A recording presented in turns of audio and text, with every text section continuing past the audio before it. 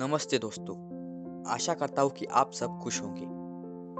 मैं हूँ दीपक जगताप और मैं आपको आज एक मज़ेदार कहानी सुनाने जा रहा हूँ जो आपको आपके गोल को पाने के लिए बहुत मदद करेगी। इसलिए कहानी के साथ आखिर तक जुड़े रहिए। इस कहानी का नाम है जहाँ चाह वहाँ राह। इस कहानी की लेखिका है अनुराधा मोहिनी जी। इनका जन्म 21 सितंबर 1961 में नागपुर में हुआ था। इन्होंने अनुवाद के क्षेत्र में अमूल्य योगदान दिया है। तो चलिए कहानी को शुरू करते हैं। इस्बा गांव की पाठशाला की घंटी बजी। धुआंधार बरसात हो रही थी। वर्षा के कारण प्रार्थना मैदान पर न होकर कक्षा में संपन्न हुई। उपस्थिति लेते हुए गुरुजी ने देखा कि आज कक्षा में बहुत कम विद्यार्थी है। आज इतने विद्यार्थियों के अनुपस्थित रहने का कारण क्या है? उन्होंने विद्यार्थियों से पूछा। वही नाला गुरुजी, सब ने एक स्वर में उत्तर दिया। इस्बा गांव के ठीक बीच से एक नाला बहता था। गांव की बस्ती नाले के एक तरफ थी, पाठशाला और खेत दूसरी तरफ थे।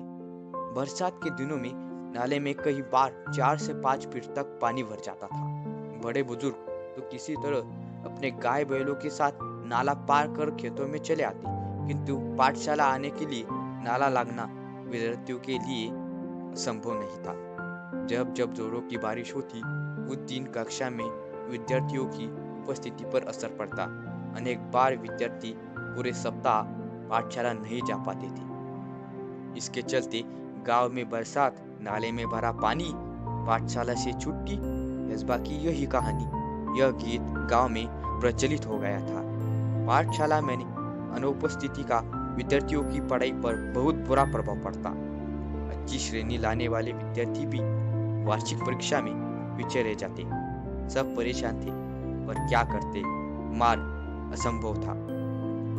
असंभव में मूल शब्द संभव होता है। यही संभावना एक दिन एकाएक काम कर गई। हुआ यह कि उस दिन भारी वर्षा के कारण इस्बा के अधिकांश विद्यार्थी पाठशाला नहीं जा पाए थे। दोपहर बाद बरसात थोड़ी रुकने पर चौपाल में बरगद के पेड़ के नीचे चबूतरे पर बैठे वे आपस में बातचीत कर रहे थे। तभी तुषार ने कहा, अरे, इस बरगद के पेड़ में भूत है, यहाँ क्यों बैठे हो? भूत ऊत सब कोरी कल्पना और बकवास है। क्या हम में किसी ने भी भूत देखा है? सब केवल मन घड़त बातें हैं। जुई ने कहकर बातचीत आगे बढ़ाई। आज एक और अनुपस्थिति लग गई मेरी। अब तक 14 अनुपस्थितियां हो चुकी इस बरसात में। उज्ज्वला ने परेशानी भरे स्वर में कहा, मेरी तो कुल उपस्थिति शायद 14 होगी। जुवाब ने कहा तो सब हंस पड़े। लेकिन क्या हम हर बरसात में ऐसे ही चर्चा करते रहेंगे और अपनी पढ़ाई का नुकसान होने देंगे? क्या हम ऐसे हाथ पर हाथ धरे बैठे रहेंगे? आशीष ने गंभीर स्वर में पूछा। हम कर भी क्या सकते हैं? हम तो बच्चे हैं, तुषार ने कहा। सच कहा तुषार, हम बच्चे कर भी क्या सकते हैं? हम बच्चे कर भी क्या सकते हैं? इस वाक्य को गीत की तरह गाकर एक साथ तालियां बजाकर वाह बेटे बच्चे जोर जोर से हंसने। हंसो मत, कोई कुछ कर सकता है तो वह हम ही है। आत्मविश्वास भरा यह स्वर दामिनी का था। हर समस्या का निदान संभव है। प्रकृति ने विचार करने के लिए हमें बुद्धि दी है। मुझे विश्वास है कि हम सब मिलकर विचार करेंगे तो कोई ना कोई रास्ता अवश्य मिलेगा। कोशिश करने वालों की कभी हार नहीं होती। दामिनी की बातचीत का माहौल बदल दिया। हर कोई गंभीर होकर समस्या के हल के बारे में सोचने लगा। हल मिल गया। हम बरसात में भी पाठशाला जा सकते हैं। आशीष की आंखों में चमक और स्वर में उत्साह था। कैसे? सबने एक साथ पूछा। हम नाले पर पुल बनाएंगे। पुल? मित्रों के स्वर में आश्चर्य को भाप कर आत्मविश्वास पूर्वक उत्तर देते हुए कहा, हाँ, पुल। विज्ञान की पुस्तक में हम सब ने पुल की जानकारी पढ़ी है। जब कभी शहर गए हैं, बड़े बड़े पुल देखे भी हैं। अंतर्जाल से हम जानकारी भी प्राप्त कर सकते हैं। गांव का नाला बहुत ज्यादा चौड़ा नहीं है। हमें लगभग 10 फीट का पुल बनाना होगा। बनाने का विचार जंगल की आग की तरह इस बार गांव में फैल गया। हर व्यक्ति इस विचार और विद्यार्थियों की नजदीकी प्रशंसा कर रहा था। विद्यार्थियों ने छोटे छोटे समूह बनाकर इस प्रकल्प की बारीकियों पर काम करना शुरू कर दिया। सामग्री की सूची बनाई, सामग्री खरीदने के लिए 20-20 रुपए एकत्रित करना आरंभ किया। अब तक पाठशाला के शिक्षक और गांव के लोग भी सहायता के लिए आगे आ चुके थे। देखते देखते सामग्री के लिए आवश्यक राशि जमा हो चुकी थी। बुजुर्गों का अनुभव, युवाओं की शक्ति, विद्यार्थियों का उत्साह सब साथ मिलकर काम कर रहे थे। संगठित प्रयासों के काम आकर लेने लगा था। सीमेंट के पाइप खरीदे गए, पत्थर इकट्ठे किए गए, ईंटें आई, बंजर जमीन से मिट्टी खोदी गई। गांव के छगन बाबा नामक एक बुजुर्ग ने प्रचुर मात्रा में रेत उपलब्ध करा दी।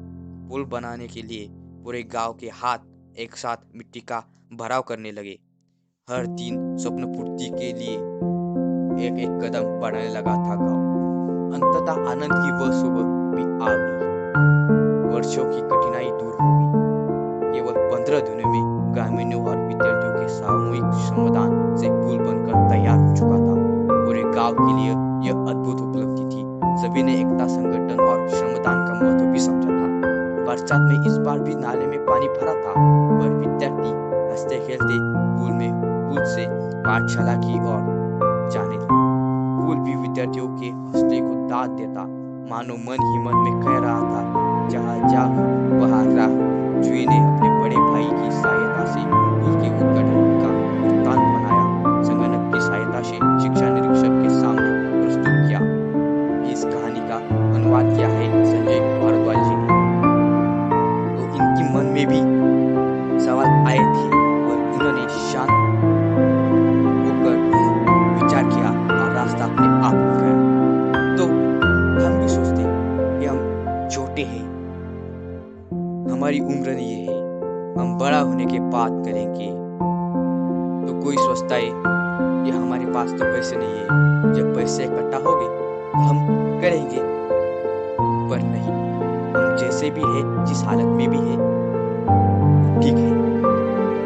अगर हम पूरी इच्छा से, मेहनत से, लगन से और शिद्दत के साथ हमारे गोल के लिए हर रोज 1% भी काम करेंगे, तो जिस दिन हमने हमारे गोल के ऊपर काम करने की सोची थी, तब तक तो हम वो बन चुके होंगे। तो आशा करता हूँ कि आप आज से वो काम करना शुरू कर देंगे और हंसते रहिए।